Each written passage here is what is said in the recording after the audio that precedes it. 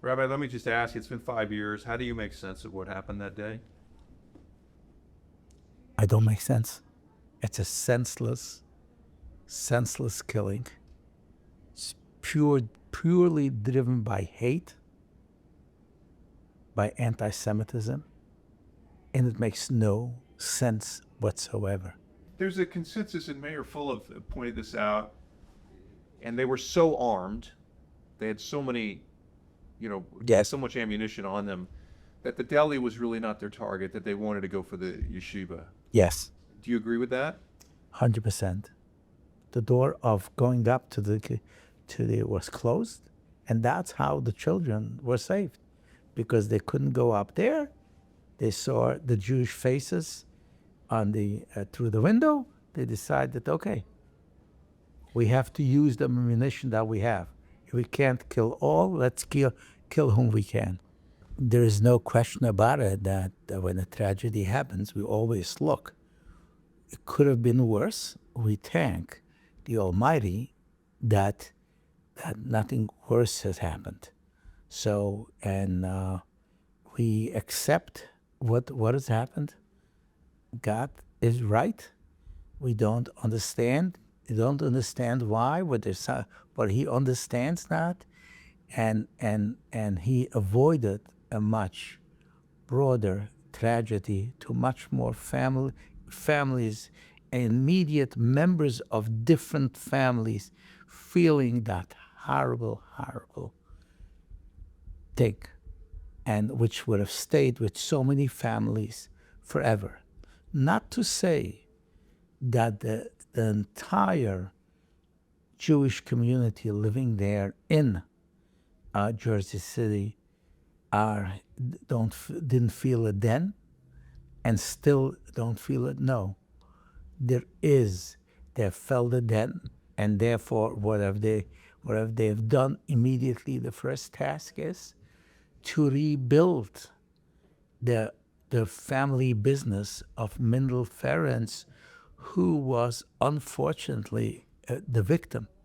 In terms of Anderson and Graham, this Black Israelite group, what do you know about them and why? Because he cited them, and I just want to read a couple of his posts on Facebook. I have righteous vengefulness within me, waiting to be released. He also wrote, "I do this because my Creator makes me, and I hate who He hates." What do you make of where he was coming from in terms of his point of view on this? His point of view was evil, and he tried to cover that, camouflage that, by saying that it is the religious beliefs to kill. Okay, and that's a scary thing. That's scary because once it becomes a religious mission, then the person feels wonderful, comfortable, and teaches others to do the same. Because I'm not committing any crime, just the opposite. I'll go to heaven because I'm doing God's work, and that is dangerous.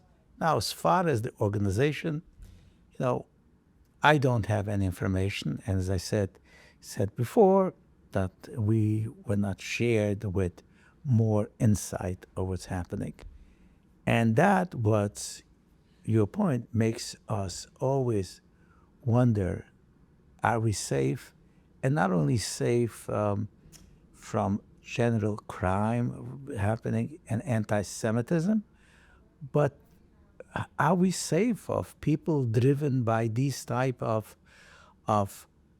thoughts that it is the God's will that they should kill other people just because they don't follow their faith? It must be very difficult living your life, we talked about, you're a leader, you're responsible for the security of your community as well. How difficult is that, knowing that there are just, for no other reason, there are just people who do not like you because of your religion? I mean, and that you're being persecuted because of your religion. let me just say, we don't have to go back to small incidents of hatred and anti-Semitism. If we go back just 80 years ago of World War II, when the Jews were identified as the people that have to be eliminated and killed. And but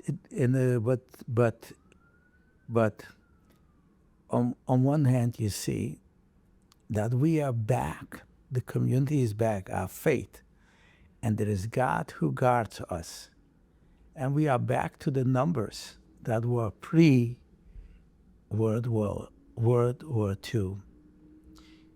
We have our faith in God, and that makes us feel secure, and we will follow that faith.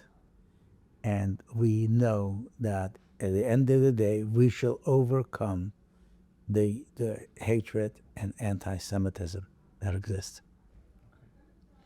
What do you tell children in those situations? You must speak to a lot of families with young kids in terms of like what to relay to them in terms of information and the potential threats that are out there, and because I mean, being Jewish, I would have to think that, you walk around this country looking at things a little bit differently, and that, that you have a target on your back in some camps. So as we spoke before, it's our responsibility, yes, for the safety of the community, and we do our best what we can to deal with enforcement agencies to